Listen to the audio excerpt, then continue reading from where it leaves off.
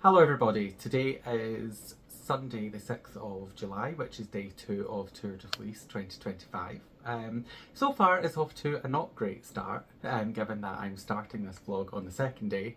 That kind of tells you that I've missed the whole first day of Tour de Fleece. So yesterday I ended up going to a beer festival and not having any time to spin. I thought I might get some done in the morning, but that didn't happen.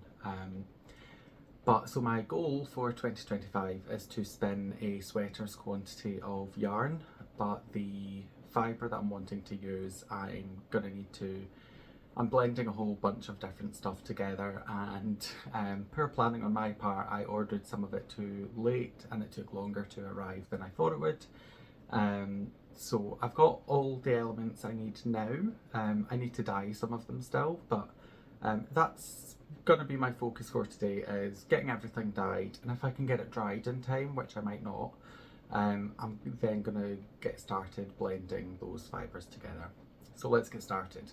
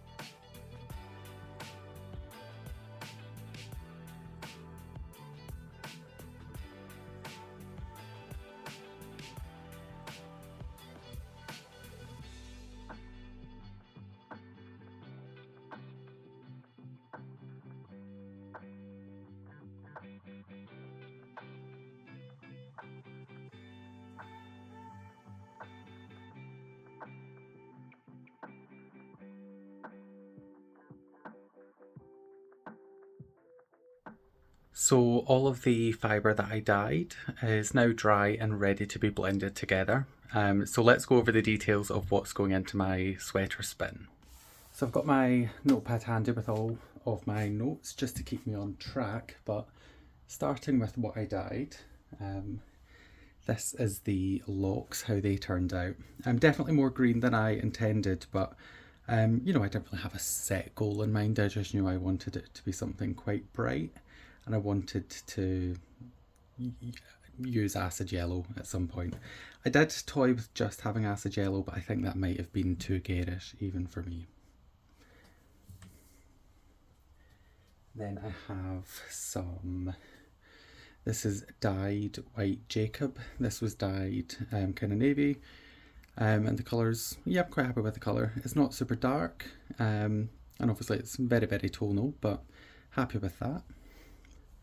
This was teal. It is definitely patchy. I did consider dyeing over it again, but I'm happy enough with it. It's going to add the effect that I need. Next up, I have some more navy, but this is actually Shetland wool. This is a lot darker than the other one, so I'm quite happy that they're very different tones. They're also totally different textures. Then I have some black bamboo. This was kind of random. I definitely wanted something black to darken everything down. I don't really know why I went for bamboo. Impulse. It seemed appropriate at the time, but I've not got a huge amount. This is only 50 grams.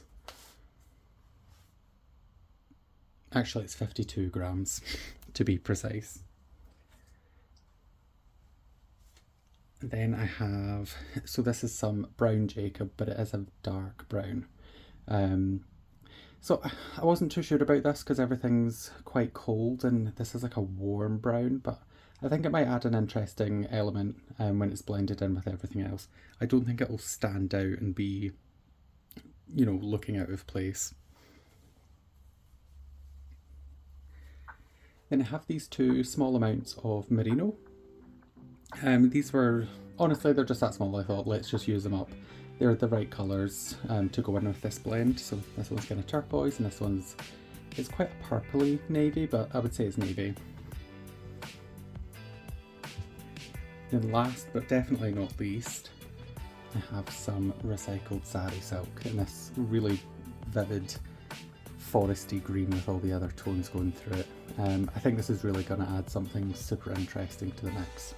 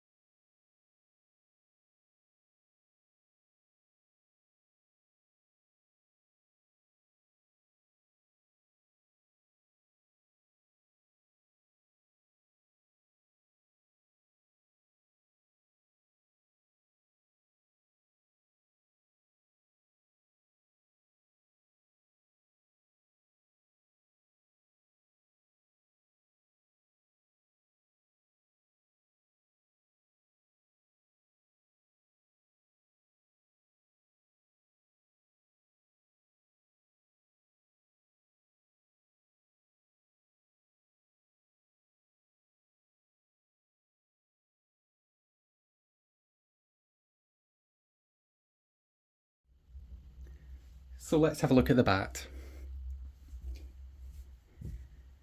I am so in love with this. So that took 18 minutes to card. The reason I know that is because obviously I recorded it all.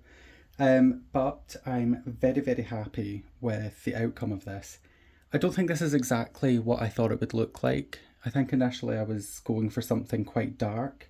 But I'm really happy with this. I love the texture of the sari silk, all the little threads running through it. Already I'm happy with this and I've not even got to spinning. So what I'm planning on doing with this is spinning this as a pretty even yarn, but then when I come to the locks, I'm planning on just leaving them as much as I can and just leaving that lock texture. Obviously some of the locks have been smashed by the carder, that's fine. I'm not too worried about that. There are plenty of locks dotted in to keep that interest. But even if you took the locks out, you're not going to get a boring yarn with this bat, are you? I'm really excited to start spinning these and see how they turn up. But before I do that, I have 11 more bats that I need to card. And as I said, this one took me 18 minutes. So I don't think I'm going to achieve all of that today. But let's make a good start anyway. So I have spun up the fibre from Undercover Otter and the colours are absolutely fantastic. And it's pretty fine, a little bit overspun in some places, but that's just kind of how I spin, to be honest. But yeah, so I changed my mind. Initially I was wanting to do a 2-ply with this, but once I got started spinning, it was coming out quite fine to the point that I think if it had just been a 2-ply, it probably would have been less than, it would have been finer than 4-ply.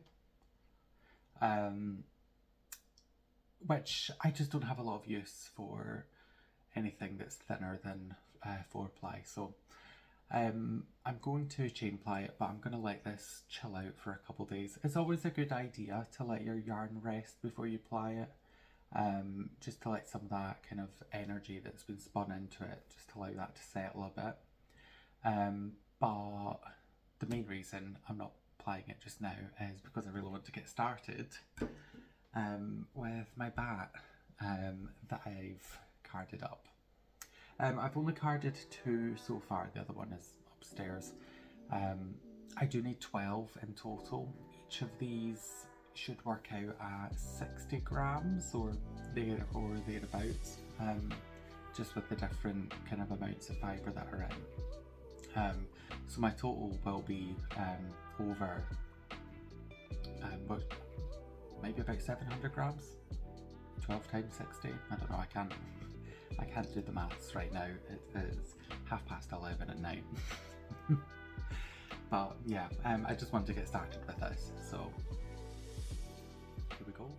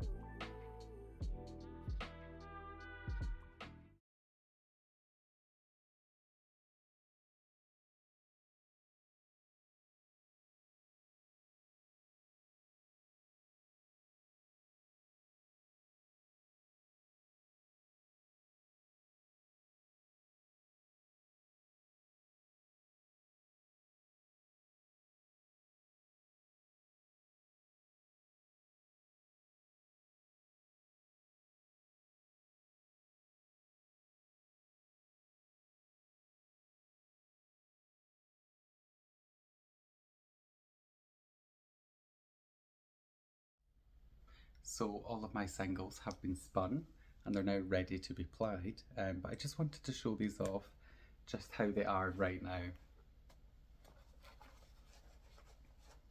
So I have managed to spin a relatively consistent yarn. The sari silk really lends itself to be textured, and I'm enjoying the texture that's there, but keeping it consistent was a bit of a challenge with that fibre, but I enjoyed it nonetheless, and I would definitely use sari silk again in the future. But with these two together, I just can't wait to see the texture. I think it's going to be so cool.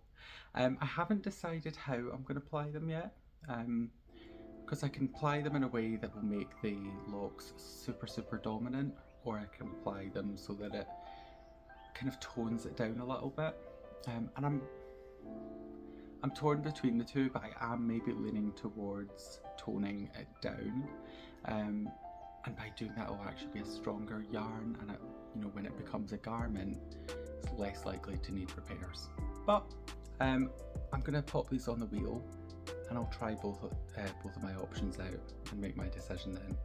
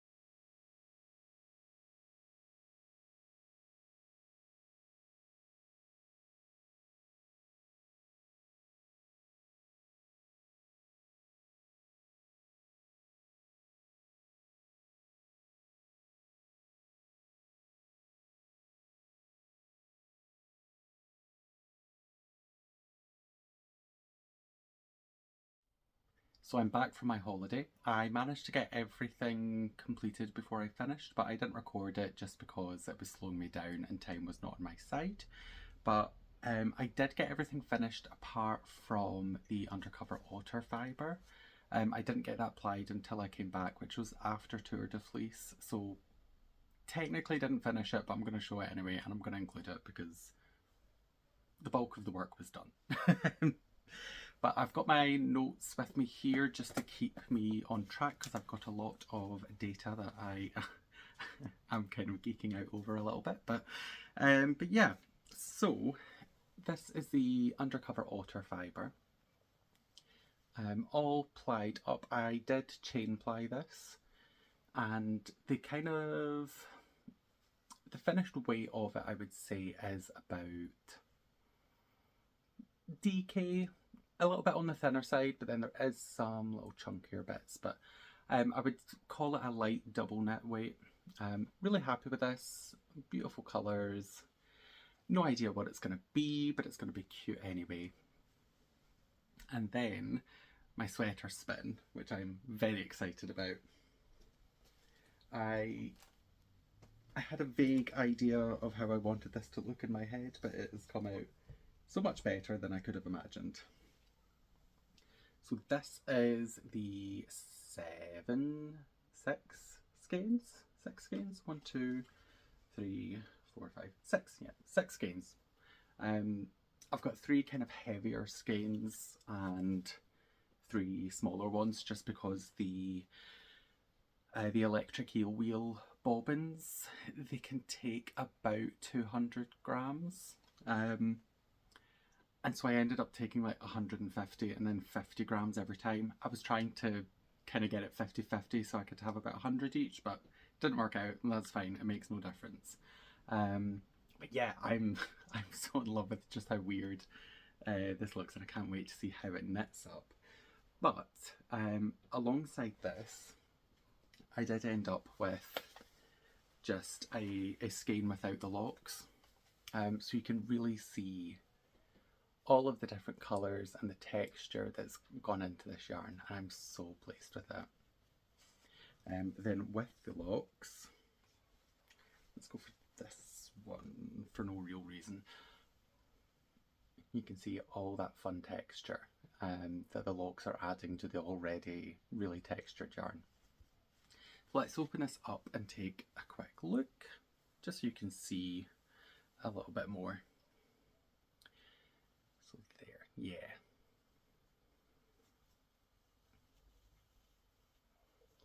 So the vast majority of this yarn is going to be like this, but then with the locks every now and then. And although it looks kind of really thick and bulky, like this is just air really. So it will be a little bit bulkier than the rest of it, obviously, but yeah, I think it's going to look great. I really, really do. I love working with locks, and it's not something that I do anywhere near often enough, because I just love the texture of them. They're so much fun, and they just...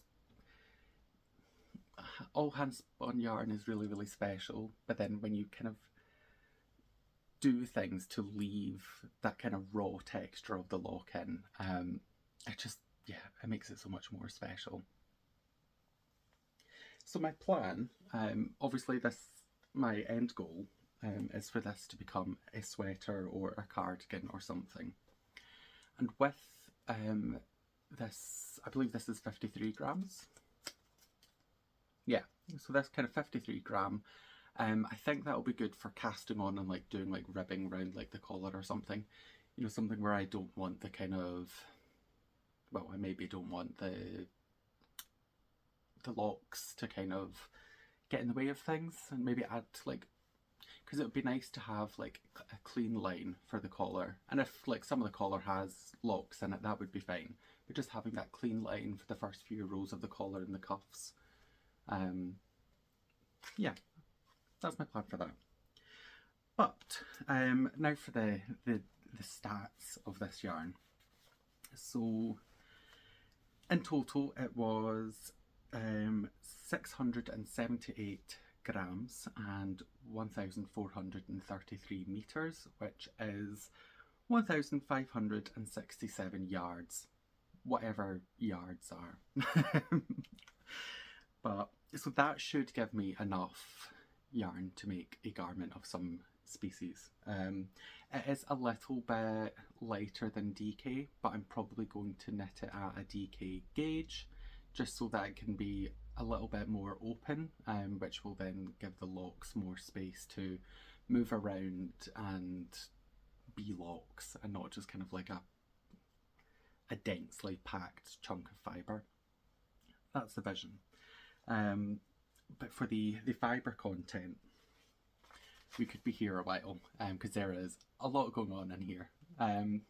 So the simplified breakdown is 76% wool, 16% recycled sari silk, and 8% bamboo.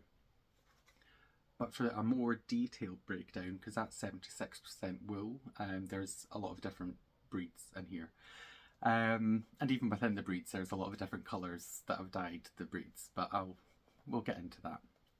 So the largest percentage is 48.5% Jacob, and that's made up of some black Jacob, well, the brown Jacob, and there is some navy Jacob and some teal Jacob as well. And then we have the 16% recycled sari silk, 15% Shetland, 8% bamboo, 7.5% Wensleydale, which is the locks, they're Wensleydale long wool, and then 5% merino. And I'm, yeah, really really happy with how this turned out. And for Tour de Fleece as a whole, I'm quite happy with my results this year. The only goal I set was to do the sweater spin.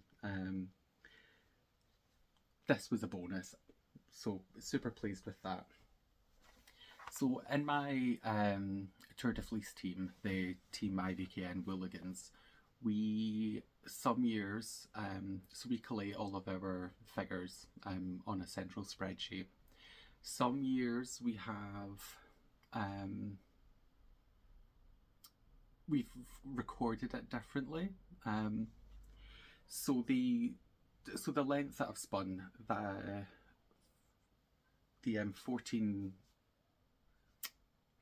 1,433 metres, and the 279 metres that I've spun here. That is obviously the completed length of the yarn, the plied yarn. But some years we have recorded it so that we're actually counting just how much yarn we have spun. So for example, if you had spun 100 metres of a 2-ply yarn, you would have spun 300 metres, because you've spun 100 metre single, another 100 metre single, and then you've plied those two together, so that would be 300 metres that you've actually spun. So although it's not real, it's just something I like to think about because I like to overanalyze everything. So the total length of finished yarn that I spun was 1,712 metres, which when you use the plying metric works out to be 5,415 metres, so 5.5 kilometres, which when you think of that in distance isn't actually really that far. That wouldn't even get me to work. But I am very happy with that. I've achieved everything I set out to achieve during this, and yeah, and more actually. So I hope you enjoyed watching this vlog. Please let me know if you were taking part in Tour de Fleece this year and what you spun. And yeah, I'll see you in the next video. Bye bye.